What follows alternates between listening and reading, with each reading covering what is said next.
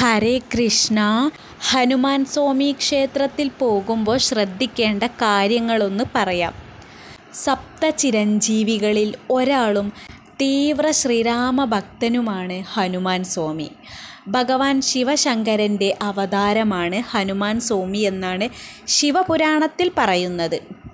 വായുപുത്രനായ ഹനുമാൻ ധൈര്യത്തിൻ്റെയും ശക്തിയുടെയും ഉത്തമഭക്തിയുടെയും പ്രതീകമാണ്. ഹനുമാൻ പ്രതിഷ്ഠയുള്ള ക്ഷേത്രദർശനം നടത്തി യഥാവിധി വഴിപാടുകൾ സമർപ്പിച്ച് പ്രാർത്ഥിച്ചാൽ ഫലം ഏറെയാണ്. ഹനുമാൻ സ്വാമിയുടെ ക്ഷേത്രത്തിൽ ദർശനം നടത്തിയാൽ തന്നെ ശത്രുദോഷങ്ങൾ അകലും. ശനിദശാകാലത്തും ഏഴരശനി, കണ്ടകശനി, അഷ്ടമശനി എന്നീ ശനിദോഷകാലങ്ങളിലും ഹനുമാൻ സ്വാമിയെ വണങ്ങിയാൽ ദോഷകാഠിന്യം കുറയുമെന്നാണ് വിശ്വാസം.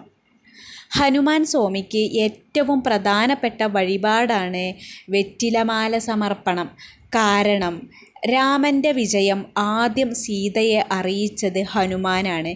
ആ വാർത്ത കേട്ട് സന്തോഷത്തോടെ സീത അടുത്തുണ്ടായിരുന്ന വെറ്റിലകൾ പറിച്ച് ഹാരമാക്കി ഹനുമാനെ അണിയിച്ചുവെന്നാണ് പറയപ്പെടുന്നത്. വെറ്റിലമാല സമർപ്പിച്ച് പ്രാർത്ഥിച്ചാൽ സർവകാര്യ വിജയവും സമൃദ്ധിയുമാണ് ഫലം. നെയ്വിളക്ക് സമർപ്പിക്കുന്നതും ഉത്തമമാണ്. രോഗദുരിതങ്ങൾ തീരാൻ തുളസിമാല സമർപ്പണം ഉത്തമമത്രേ.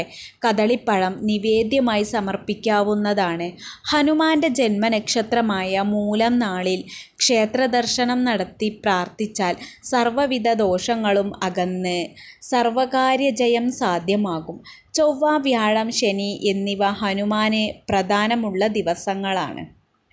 ആഗ്രഹം വായുവേഗത്തിൽ സാധിച്ചു തരുന്ന ഹനുമാൻ സ്വാമി ഉദ്യോഗത്തിന് വേണ്ടി കഠിനമായി പരിശ്രമിച്ചിട്ടും കിട്ടാതിരിക്കുന്നവരും തൻ്റേതല്ലാത്ത കാരണത്താൽ തൊഴിൽ ക്ലേശം അനുഭവിക്കുന്നവരും വായുപുത്രനായ ഹനുമാനെ പ്രാർത്ഥിക്കുന്നത് ഉത്തമമാണ്. രാമഭക്തനായ ഹനുമാൻ സ്വാമി ഭക്തൻ്റെ ആഗ്രഹം വായുവേഗത്തിൽ സാധിച്ചു തരും എന്നാണ് വിശ്വാസം. ഓം ശ്രീ വജ്രദേഹായ രാമഭക്തായ വായുപുത്രായ നമോസ്തുതേ. ഈ മന്ത്രം ക്ഷേത്രദർശനവേളയിൽ ഭക്തിയോടെ ജപിക്കുന്നത് തൊഴിൽ തടസ്സം നീങ്ങാൻ ഉത്തമമാണ്. ഹനുമത് പ്രീതി നേടിയ ഭക്തന് വീര്യം, ഓജസ്, ബുദ്ധികൂർമ്മത എന്നിവ സ്വായത്തമാകും എന്നാണ് വിശ്വാസം. ജിതേന്ദ്രിയം ബുദ്ധിമതാം വരിഷ്ഠം വാദാത്മജം വാനരയൂഥമുഖ്യം ശ്രീരാമദൂതം ശിരസാ നമാമി.